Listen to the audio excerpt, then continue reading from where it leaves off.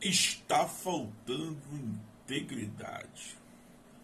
A Bíblia nos apresenta um homem que não adora a Deus pelo que ele poderia lhe dar, mas por sua essência.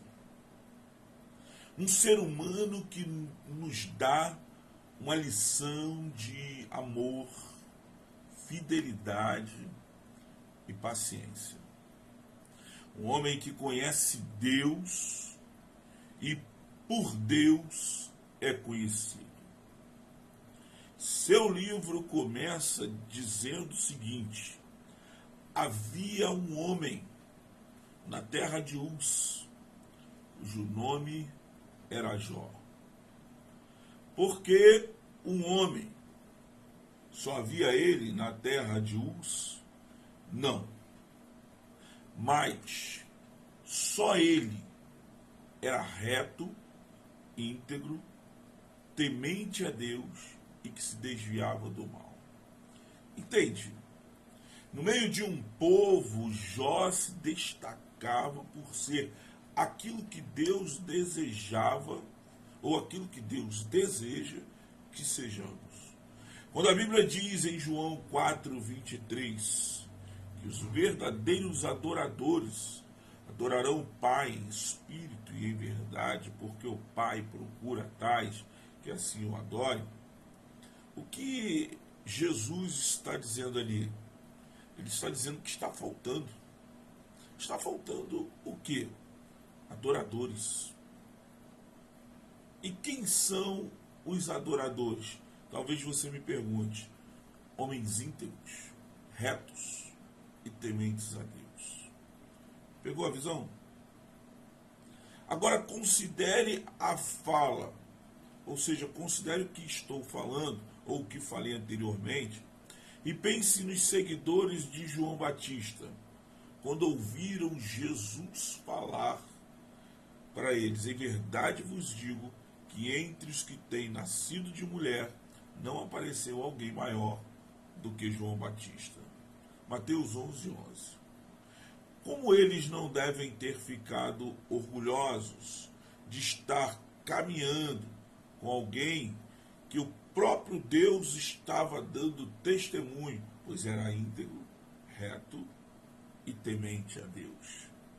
E Paulo, que foi considerado um imitador de Cristo, ao ser chamado para pregar o Evangelho, Jesus disse o seguinte do apóstolo: este é para mim um vaso escolhido, para levar o meu nome diante dos gentios e dos reis e dos filhos de Israel. Atos 9, capítulo 15. Imagina as igrejas que Paulo fundou, vendo e ouvindo isso.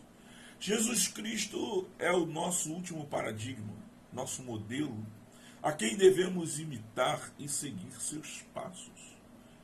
Deus, ou Jesus, sem dúvida, foi o maior pregador que já andou na terra. E entre todas as suas características, uma ele tem maior destaque. Você me pergunta qual é? Ele realizou toda a vontade do Pai, podendo dizer no final: eu glorifiquei-te, Senhor Deus, na terra, tendo consumado a obra que me deste para fazer. Pense sobre estes exemplos, porque quando nos voltamos para Jó, vemos a bela família que ele construíra. Se jovem ou de meia idade, não importa. O que interessa mesmo é que Jó teve 7 filhos e 3 filhas, e que todos andavam juntos, unidos.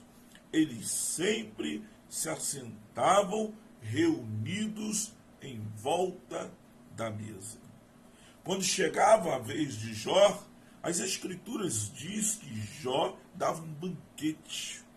Chamava Jó seus filhos e os santificava, levantava-se de madrugada e oferecia holocaustos segundo o número de todos eles, pois dizia: talvez tenha pecado os meus filhos e blasfemado contra Deus em seu coração.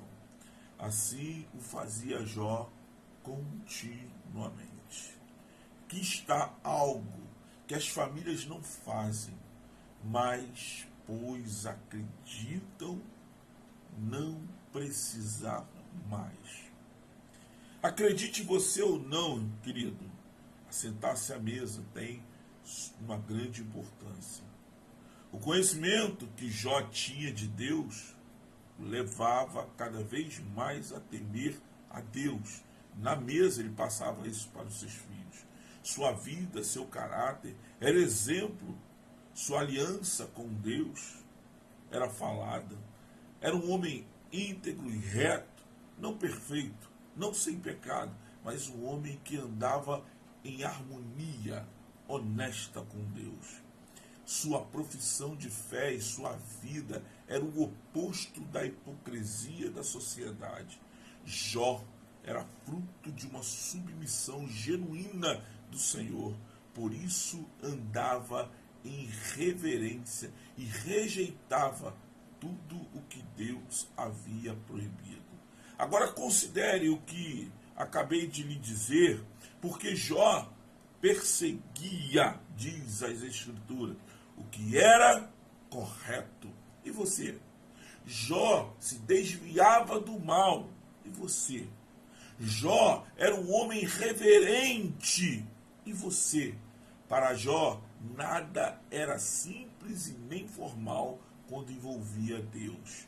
Por isso, percebia a raiz do pecado no coração humano e sabia que não havia remissão de pecados sem derramamento de sangue. Ei! Preste atenção. Você precisa restaurar a sua função de sacerdote dentro da sua casa. Sabemos que às vezes ela é solitária, mas solidão de um sacerdote se acaba quando ele se volta totalmente para a cruz de Cristo. Amém?